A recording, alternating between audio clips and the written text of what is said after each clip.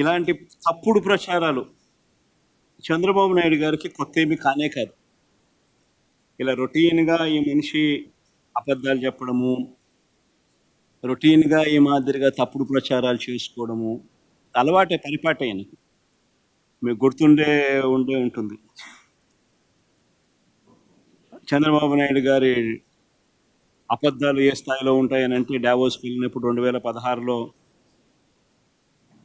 2016లో రక్షణ పరికరాల plant Lockheed వచ్చేస్తుందని అన్నాడు. 2017 డావోస్కు పోయినప్పుడు విశాఖలో హై స్పీడ్ రైళ్ల కర్మాగారం అన్నాడు. హైబ్రిడ్ క్లౌడ్ వస్తుందన్నాడు. సౌదీ ఆరామ్కో వచ్చేస్తుందని కూడా అన్నాడు. 2018లో చంద్రబాబు గారు డావోస్ విన్నాడు. ఈనాడు పేపర్ క్లిప్పింగ్ చూపించాయి, అప్పుడు ఇంట్రెస్టింగ్గా ఉంటుంది. ఈయన ఏ రకంగా బిల్డప్ ఇస్తాడు, అబద్ధాలు ఆడతాడు అంటే నిజంగా ఇది చాలా ఇంట్రెస్టింగ్. చూడండి ఒకసారి. ఇది 2016 డావోస్. ఏపీలో రక్షణ పరికరాల ప్లాంట్ లాక్హీడ్ వస్తుంది. తర్వాత నెక్స్ట్ ఏమమ్మా 2017 హై స్పీడ్ రైళ్ళు, హై స్పీడ్ ఎంత ఈనాడే, నేను వేరేది ఏం చెప్పను. ఎందుకనంటే వీళ్ళంతా ఒక ముఠ, ఎంతో ఒక దొంగల ముఠ, దోచుకో పంచుకో తినుకో, వీళ్ళంతా సభ్యులు. మభ్య పెట్టడం, మోసం చేయడం, అబద్ధాలు ఆడడం వీళ్ళందరికీ పరిపాటు. అందుకని అందరికి తెలియాలి కూడా. 2017లో హైబ్రిడ్ క్లౌడ్, ఇంతకుముందు హై స్పీడ్ రైళ్ళు అన్నాం, దాని ముందు హై స్పీడ్ రైళ్ల కర్మాగారం, తర్వాత హైబ్రిడ్ క్లౌడ్, మన సౌదీ ఆరామ్కో, రాష్ట్రానికి సౌదీ ఆరామ్కో. ఇదంతా 2017. 2018లో చంద్రబాబు గారు డావోస్ వెళ్ళినప్పుడు రాష్ట్రానికి 150 సంస్థలు వస్తాయన్నాడు. అసలు క్వశ్చన్ మార్కులు ఏమి ఉండవు, అన్నీ దాన్నే కనీసం క్వశ్చన్ మార్కులన్నా ఉండవు. ఎక్కడైనా గమనించినా లేదో మీరు? అన్నీ కన్ఫర్మ్ న్యూస్. రాష్ట్రానికి 150 సంస్థలు, రాష్ట్రానికి ఎయిర్ బస్, ఇది ఒక్కటి కొంచెం క్వశ్చన్ మార్క్ పెట్టాడు, సంతోషం. రాష్ట్రానికి అలీబాబా క్లౌడ్ సెంటర్, అది క్వశ్చన్ మార్క్ లేదు, అలీబాబా.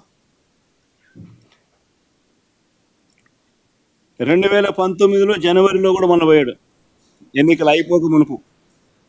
హ్యాపీగా ఏపీకి, రాష్ట్రానికి జెన్పాక్ట్, హ్యాపీగా ఏపీకి జెన్పాక్ట్.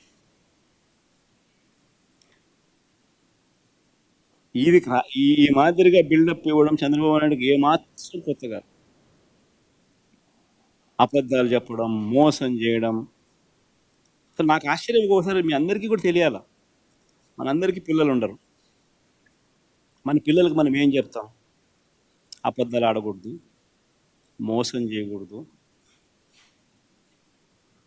మన స్వార్థం కాదు ముఖ్యము, ఎదుటివాని మంచి చేయడం ముఖ్యము, మాట తప్పకూడదు, విలువలు ఉండాలి, విశ్వసనీయతలు పెంచుకోవాలి, అలానే బ్రతకాలి అని మన పిల్లలకు చెప్తాం. అవునా కదా? బడిలోకి పోతే మన టీచర్లు కూడా మన పిల్లలకి ఇదే కదా మనం చెప్పమని చెప్పి వాళ్ళ టీచర్లకు కూడా బోధన చెప్తాం. ఇదేగా చెప్పేది.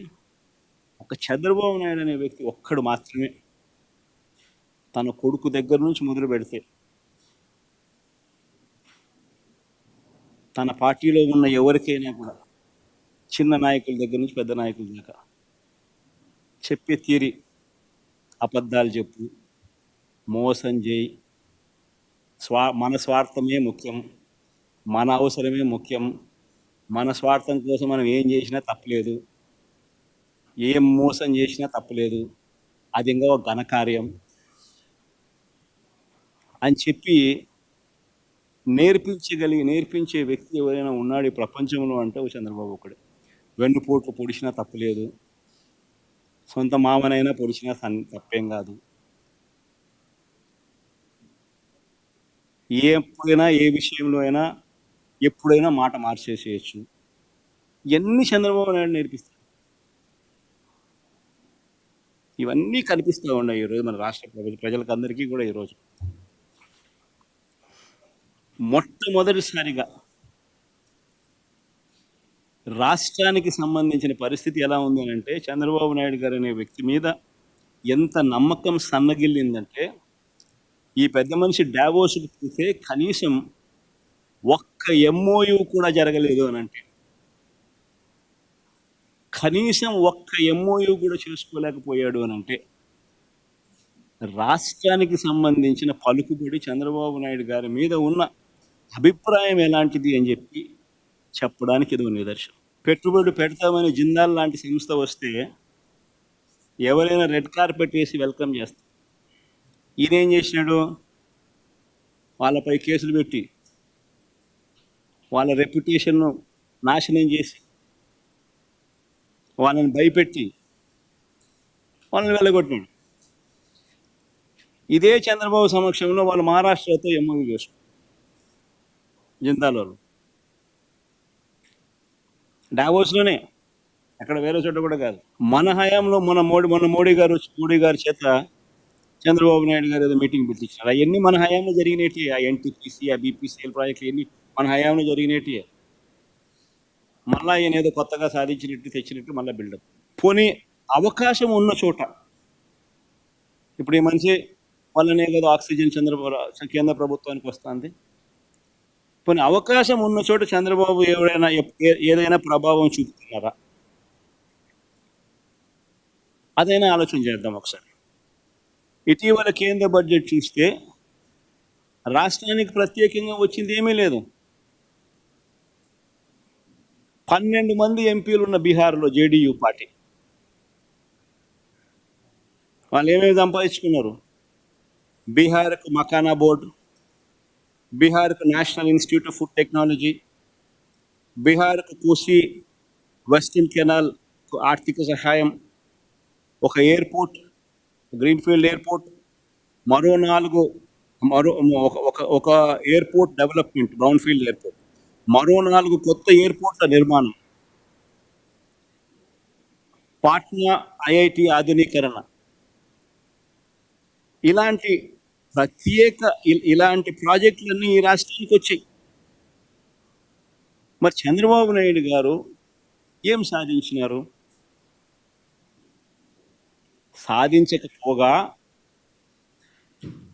ఉన్న పోలవరం ప్రాజెక్టును నాశనం చేశారు. ఇది పోలవరానికి సంబంధించి డిమాండ్ ఫర్ గ్రాంట్స్లో బడ్జెట్ డాక్యుమెంట్లో ఉన్న copy.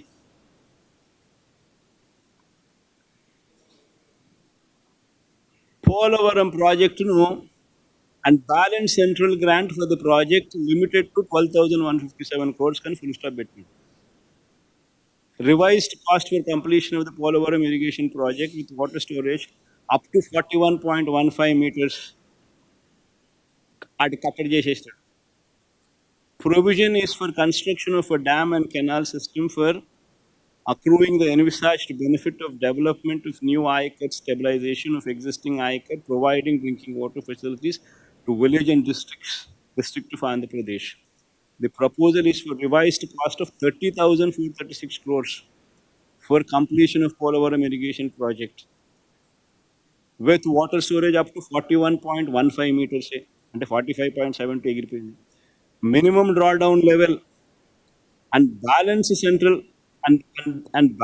central grant for the project limited to 12,157 crores. దీని అర్థం ఏంది? మళ్ళీ ఆయన గడ్డి తింటాడా, మళ్ళీ ఏం తింటాడా? ఈ మాదిరిగా కేంద్ర బడ్జెట్ డాక్యుమెంట్లో బ్యాలెన్స్ 12,157 కోట్లు మాత్రమే ఇస్తాము, ప్రాజెక్టు ఎత్తు 41.15కి కన్ఫైన్ చేస్తున్నాము అని వాళ్ళు చెప్తా ఉంటే అది ఎట్లా చెప్పనిచ్చినాడు? అది ఎలా చెప్పనిచ్చినాడు?